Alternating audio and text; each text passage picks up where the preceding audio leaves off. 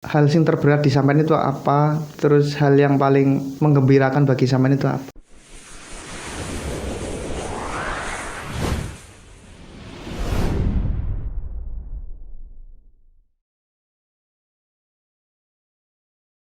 Hal terberat pastinya banyak godaan keluar pondok gitu karena capek, karena banyak teman-teman misalnya yang sumuran Rindi kan pasti main, terus asik-asiknya main, terus Rindi di pondok pasti banyak lah, namanya manusia pasti banyak godaannya gitu. Pengen mondok tapi mikir lagi kalau misalnya gimana dulu pengennya mondok, sekarang udah mondok masa mau dilepas gitu. Terus pasti yakin lah kalau misalnya setiap perjuangan, setiap tirakat Rindi insya Allah jadi masa depan yang baik. Amin. Mantap. Itu hal yang terberat ya? Iya. Kalau yang paling membanggakan dan membahagiakan? Yang membahagiakan bisa nggak nyangka bisa di sini sampai kurang lebih 3 tahun di sini bareng-bareng sama keluarga PPNQ yang asik-asik. Terus Asik.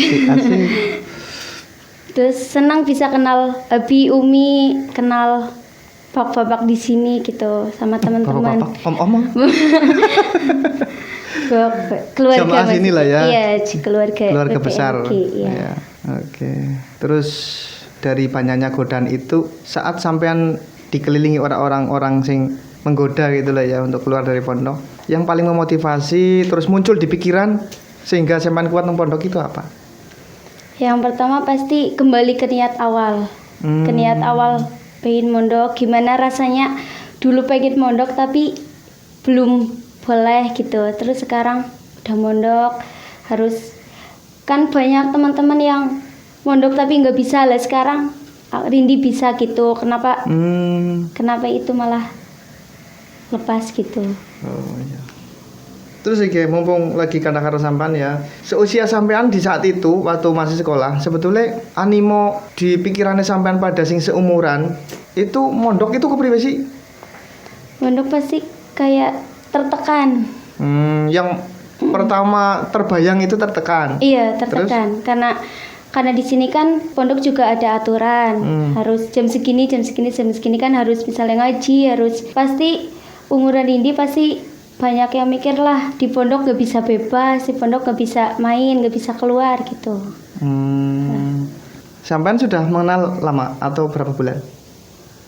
Dari awal emang langsung kenal Mbak Rindi. Dari awal langsung kenal?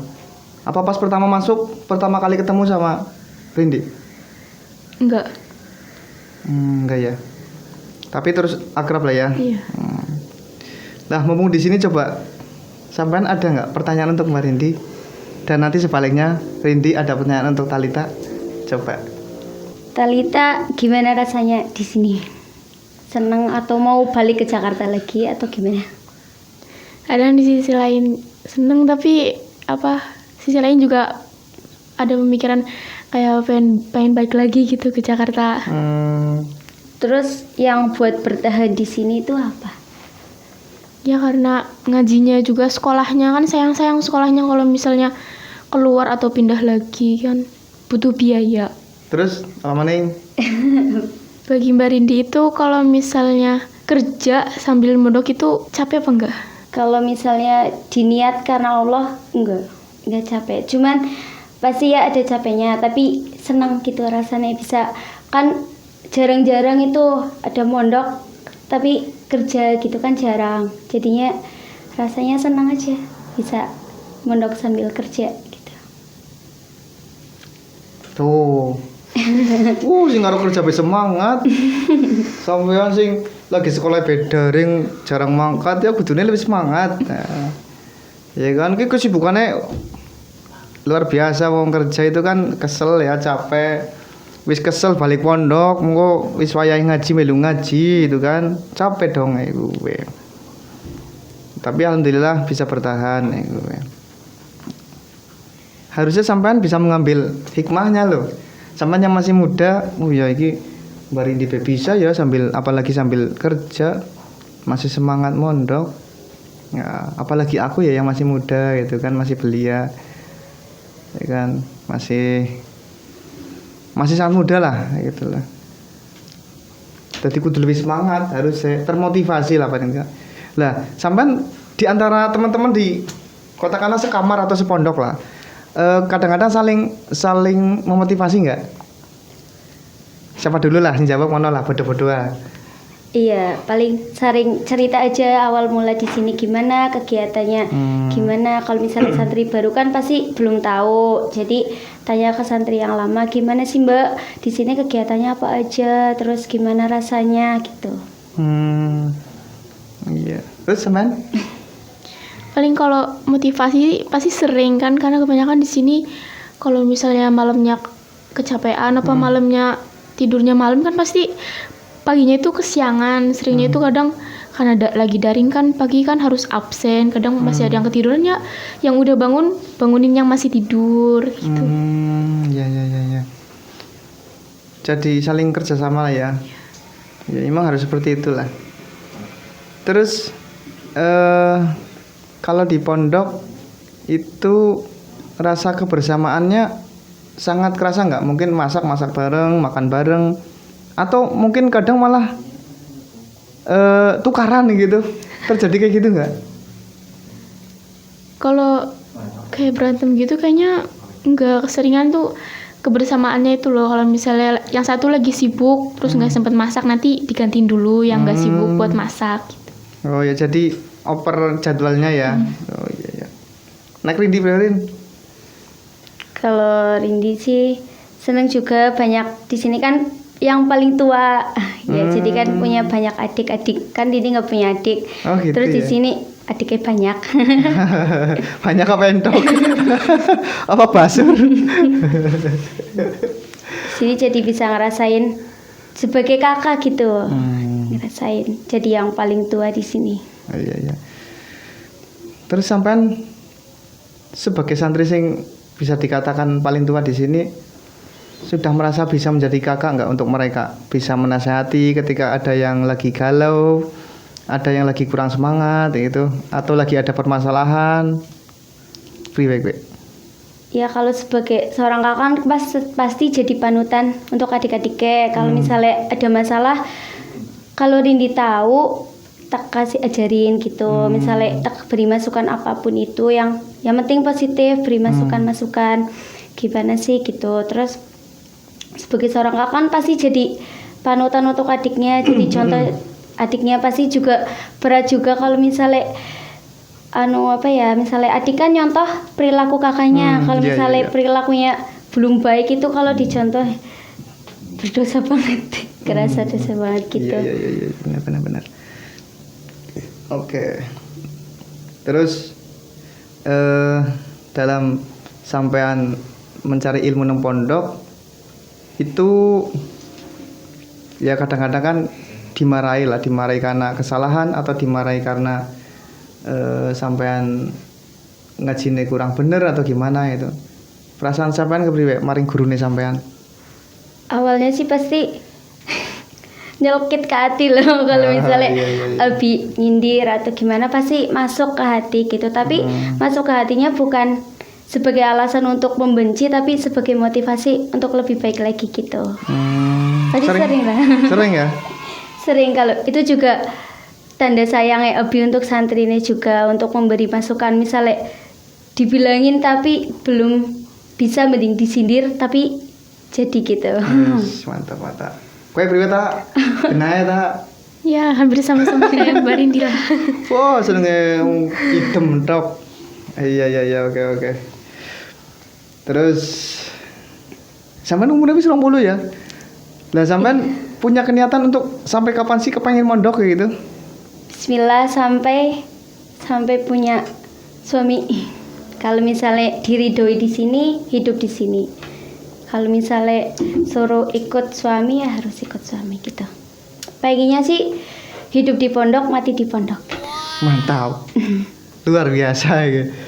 Jarang-jarang itu orang sampean punya prinsip seperti itu lah. Aku jarang-jarang krungu lah ya. Artinya santri sing duweni pikiran kayak gue wis pokoknya luar biasa lah. Pokoknya urip mati nang pondok. Nggo hikmah maring kiai, hikmah maring pondok, siar bareng-bareng luar biasa ya. Ya mudah-mudahan apa sing sampean kepengine bisa terkabul. Amin. Nek sampean ngemben duwe bojo ya bojone meridoi, gelem kon bareng-bareng nang pondok gitu ya, sareng ngrumat pondok gitu. Lah emangnya sampean kepengin bojo tak umur pira sih? Pengennya nikah muda Ini kamu udah bisa nih sih? biar kalau punya anak kayak kakak adik.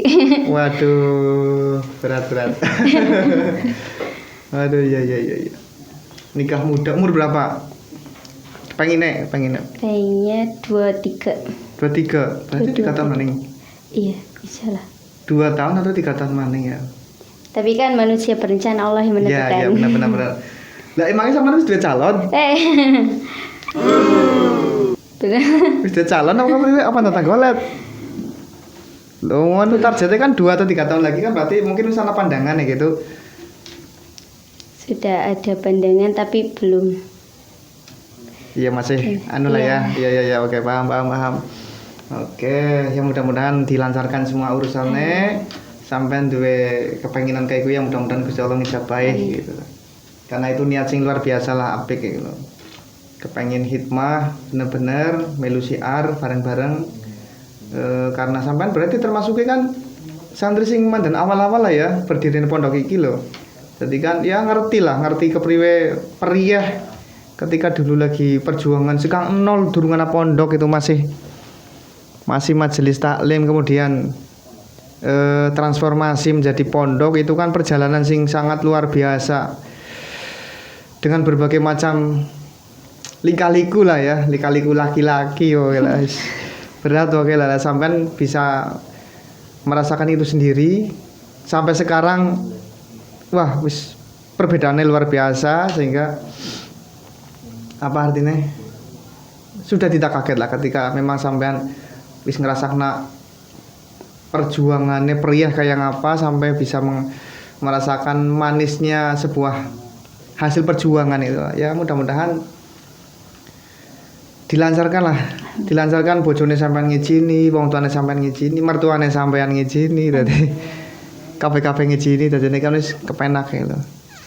Gitu karena ya gue sampai wis ngrasana dewek urip nang pondok kaya ngapalah. Bagine wong sing ngono niat mondok jadi gini menurut saya, tenang ora tenang, terus nyaman ora nyaman, itu tergantung apakah dewek golek menafsirkan. Ketika sampai nang pondok terus sampean golek menafsirkan itu lah pondok dene kayak teman sih ya. Jam semene kudu wis tangi, kudu ngaji, akhirnya muncul rasa tidak nyaman dan tidak betah. Tapi nek sampean bisa menikmati itu. Aku biasa tangi nang omah jam semene, aku tangine nang ngene kon lebih gasing. Anak kegiatan ngaji, enak temen ya, senang anak kesibukan. Lah, aku gak ngerti ngapsai kitab kuning si kitayeng ya kan, gak ngerti ngaji Quran si kitayeng. Dinikmati bener-bener prosesnya sehingga muncul rasa kenyamanan, ketenangan iku. Itu. Jadi arep tenang ora, arep nyaman ora, iku tergantung persepsi masing-masing. Golek otak dan hati kita boleh menerjemahkan ketenangan itu yang seperti apa, kesenangan dan rasa betah itu yang seperti apa gitu. Itu tergantung sampean pada gitu. Nah, makanya sampean duwe pandangan sih seperti itu ya anu luar biasa lah. Kayak gitu. Umur sekarang 20, nanti kepenginnya umur 22 utawa 23 bojo. Ya kan, ya Rin ya. Ya Allah. Berarti kan dilamaning. Iya. Oke. Lah, harapannya sampean setelah nanti menikah, tadi kepengen juga mengikuti kegiatan sing ngaji kayak santri enggak? Pengen banget. Pengen ya? Oh iya. Kok bisa kayak gitu? Ya karena udah nyaman di pondok gitu. Kalau udah nyaman pasti susah hilang. Gitu. Oh iya, berat guys. Kalau sudah nyaman itu susah hilangnya gitu. Aduh, ya. Kowe priwe ta? Iki kan mungkin cerita kayak gue. Sampean duwe cerita apa ta? Cita-citane sampean mlebu pondok itu anu kepriwe wis? Manfaat dalam bentuk apa gitu, katakan di masyarakat atau di mana kepengen sing kepriwe gitu. Tadinya itu kan belum bisa sama sekali buat ngapsah kitab, terus sekarang udah bisa ngapsah kitab ya, sedikit-sedikit jadi paham ilmu. Terus apa ya, baca Qur'annya juga tadinya itu belum terlalu bagus, cuma di sini kan sama Umi kan biasa habis maghrib itu seringnya hafalan gitu. Pasti kan kalau ada yang salah tajwid atau gimana kan pasti dibetulin juga. Sekarang udah bisa berarti. Insya Allah. Wis, mantap. Tapi ya masih tetap ada kekurangan. Udah siap dipanggil ustazah? Belum. Aduh, siap ya sih ngapain? Ngaji kitab kuning juga bisa. Belum. Belum? Belum. Belum? Belum. Belum sama sekali.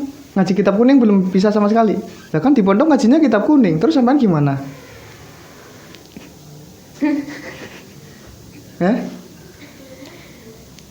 Kan masih kelas 1 kan ini masih kitab yang ya kitab kuning kan.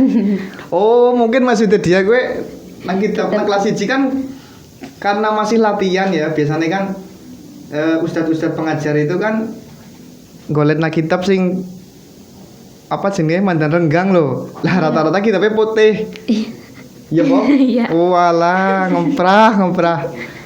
Lha kuwi jenenge kitab kuning. Cuma memang cetakan sekarang ada juga yang putih gitu, tapi ya tetap jenenge kitab kuning gitu. Ana maning sing jenenge kitab gundul. Mengko sampean kitab gundul. Puyang maning. Ya kan karena kitab siki kan sing renggang-renggang kan ana harokate kadang-kadang kan. Dadine domong kitab gundul bingung maning gitu. Berarti masih belum bisa apa sudah lumayan bisa untuk ngaji kitab? bisa tapi belum mahir. Oh, belum mahir ya? Oh iya. Bismillahirrahmanirrahim. Waman lan utawi sapa wonge iku kana ana sapa man iku fitola bil maksiati ing dalam luru maksiat kanat moko ono apa anaru neraka iku fitola bihi ing dalam panyuprehman. Dadi sejatine wong sing lagi golet maksiat, lagi nglakoni maksiat, lagi nglakoni hal-hal sing dilarang agama kuwi sebetulnya lagi golet neraka. Iya ora? Iya. Iya. Coba Rindi punya pengalaman apa? Artinya sebelum mondok punya pengalaman sing mungkin sampean gue termasuk apa jenenge sering banget lah nglakoni hal-hal sing di luar syariat. Artinya sering bentak-bentak orang tua lah atau nakal atau pergaulan sing bebas dan sebagainya. Punya pengalaman enggak? Lebih ke nakal sama suka mengumbar aurat. Dulu gitu. Dulu sukanya pakai celana pendek. Celana pendek? Sependek apa? Di atas lutut. Oh, di atas lutut. Iya. Iya. Itu sebelum mondok kebiasaannya kayak gitu. Enggak sering banget sih, Vi. Dan itu keluar rumah pakai celana pendek. Iya, kadang. Buset. Dulu cuma pakai kaos dalam. SD tapi. Oh, SD suara takon. Oh, SD udah berapa? Udah SD ya. Kalau misalnya pakai kaos dalam sih SD. Kalau misalnya SMP cuman lebih sering pakai celana pendek gitu. Celana pendek ya. Sama nggak pakai jilbab. Yo. Ya iyalah. Masa ngene pakai jilbab celana pendek ya wah maning ya. Aduh, anak-anak wae ya. Aduh. Aduh, iya. Oke. Terus sampean punya pengalaman apa? Pengalaman sing mandan miring gitu. Nakal atau kepriwe gitu. Kalau nakal kayaknya apa ya? Enggak deh. Tapi kalau misalnya main terus sering apa ya? Seringnya itu lupa izin. Apa ya? Lupa kalau misalnya belum izin apa gimana, seringnya itu dicariin kalau misalnya belum pulang jam segini. Sering banget bikin mama khawatir kayak gitu. Oh. Lupa jalan pulang enggak? Ya enggak. Okay. Aduh, tapi jalan ke masa depan lupa enggak? Enggak tahu. Enggak tahu ya. Oh iya, oke. Jadi intinya nang ngene kan wong sing nglakoni hal-hal sing menentang syariat itu kan sejatinya lagi golek neraka lah. Jadi neraka bisa digambarkan sesuatu sing ora mengenakan, menyengsarakan, baik itu endingnya maupun di prosesnya gitu loh. Sesuatu sing ora menyenangkan. Contoh ketika kita mencuri mbok rasane kayak was-was gitu loh, khawatir mbok kemenangan gitu. Ya seperti itulah. Jadi identik atau bisa digambarkan neraka itu satu hal yang tidak menyenangkan, sesuatu sing menyiksa diri gitu loh. Paling tidak menyiksa pikiran, menyiksa hati gitu loh. Jadi was-was, jadi khawatir gitu. Tuh. Jadi kebalikan dari rasa tenang, nyaman gitu. Antara surga dan neraka gitu kan.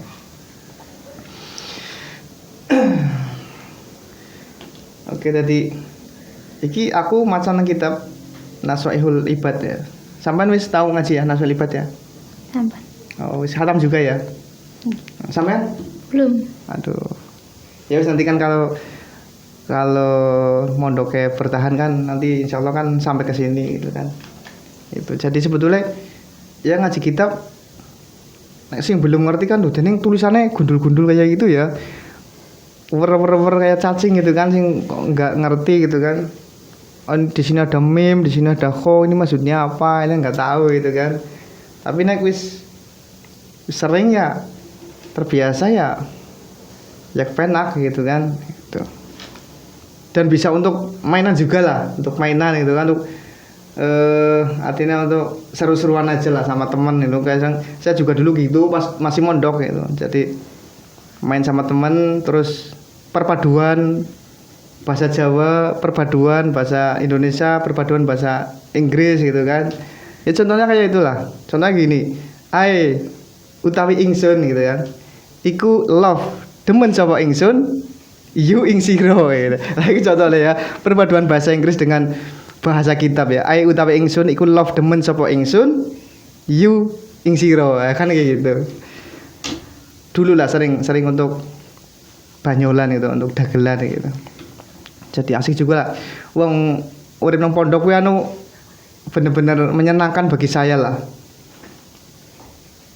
Artinya apa ya? Contoh kayak gini. Aku lagi di kamar di pondok itu kan asrama, kamarnya banyak. Kita pengen main dengan siapa tidak bingung gitu loh. Ketika di rumah kan aku lagi sepi, dalam kebatire kepengen ketemu karo si A, adoh arep metu omongan. Tapi nek nang pondok itu kan jejer kamar gitu loh. Aku kepengen ketemu kaya tinggal ser gitu ya. Pindah kamar aja gitu loh. Kan kepenak gitu. Aku lagi kangen karo si B gitu kan, tinggal ke sana gitu. Jadi nyaman gitu. Tidak bingung golek kanca, wis pirang-pirang kanca gitu, ora kesepian gitu kan. Dan apa kelebihannya juga nang pondok karena banyak teman bisa saling mengingatkan ya, fastabiqul khairat, bisa saling memotivasi, mensupport gitu ya, ketika kita lagi ngedon dikasih semangat gitu kan. Intinya banyak sekali lah manfaatnya orang mondok itulah. Apalagi jauh-jauh ya, dari Serang, dari Jakarta sampai ke sini ya, di Bobotcari itu kan lumayan jauh, dan yang terlebih itu jauh dari orang tua gitu ya. Lah nek Rindi omahe ngendi sih? Omahe ndi? Seberang. Seberang pondok. Iya, Berarti Perak? deket. Oh iya. Bocah Perak mondok ya. Ya main. Kok bocah Perak tapi mondok gitu. Padahal kan sebetulnya bisa kan sampean nggak perlu mondok terus ngaji di Jogja gitu loh, ngaji santri kalong lah ibaratnya. Kenapa gak kayak gitu? Gak pengen. Oh nggak pengen? Pengennya di sini aja. Oh iya. Oke. Kayaknya bisa apa ya? Kita ngobrol ya. Aduh, sampai nggak kerasa ini sudah lumayan larut malam. Oke, teman-teman semua, itu tadi obrolan antara saya dan mereka, tamu-tamu kita malam hari ini. Mudah-mudahan ada manfaatnya yang bisa kita ambil lah ya, terutama dari kehidupan mereka yang tadinya belum pernah mondok terus masuk ke pondok, bagaimana perbedaannya, dan kepriwe sih setelah mondok ana perubahannya apa ora gitu loh jane. Dan penilaian sebagian orang sing menilai bahwa pondok itu rekasa dan sebagainya itu ya, ternyata mereka sudah menepis bahwa ya pondok asik juga itu. Wong rekasa wong ora mondok ya anu pada rekasa ya rekasa gitu loh. Jadi sebetulnya nggak ada bedanya gitu loh. Arep nang pondok rekasa nang rumah ya nang rekasa itu. Di mana-mana rekasa ya anak itu. Senang susah pasti ada itu. Tapi alhamdulillah mereka sudah membuktikan lah. Apalagi Mbak Rindi yang sudah mondok sudah lumayan lama terus sampai di sambil kerja dan ternyata punya kepenginan, punya cita-cita kepengen juga mati urip nang pondok gitu kan. Berarti itu sudah membuktikan lah. Sudah membuktikan kepriwe rasane nang pondok gitu. Mungkin bagi kalian sing durung rasana iki karena belum mondok bisa dicoba masuk di pondok, nginep di pondok, ngaji di pondok atau paling tidak nyicipi gendeng pondok di situ apa itu. Jadi ngerti rasanya pondoknya yang apa sampluk karo apa sih? Harus sapu pondok ya karena itu. Jadi nanti bisa merasakan sensasi urip nang pondok seperti apa ya. Dan gue aja kelalan guys. Aku njaluk tolong lah ya. Mungkin di antara mereka sing bisa jadi co-host lah. Nggo ben ya ora jenuh sampean sing pada nyawang iki gitu. Atau paling tidak mungkin sampean punya pandangan ya gantenan ora apa-apa ya bodo-bodo Rika lah kowe. Dadi nyon njaluk tolong nggih marang Rika-Rika pada sing pada setiap mengikuti channel iki ya. Mudah-mudahan sampean merasakan ada manfaatnya lah walaupun ngobrol biasa tapi ada nuansa ngajine ben kita golek ngobrol gue berkah gitu lah ya. Oke. Sementara mungkin gitu dulu aja ya guys. Bro semuanya cuy skui atau apalagi lah bodoh-bodoh Rika arep nyambat apa ke dewek. Mudah-mudahan manfaat. Kita tutup dengan doa kafaratul majlis bareng-bareng. Subhanakallahumma wa bihamdika asyhadu an la ilaha illa anta astaghfiruka wa atubu ilaik. Wal afu minkum. Assalamualaikum warahmatullahi wabarakatuh. Waalaikumsalam warahmatullahi wabarakatuh.